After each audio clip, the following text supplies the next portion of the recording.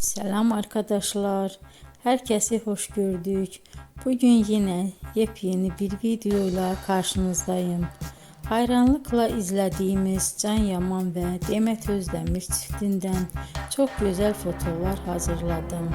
Onlar Erkenci Kuş dizisinde Can ve Sənem karakterlerine hayat vermiştiler ve herkesin beğenisini kazanmıştılar.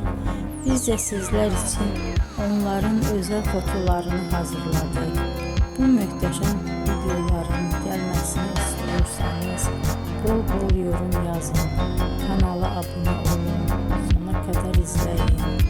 İzleyen herkese teşekkür ederim.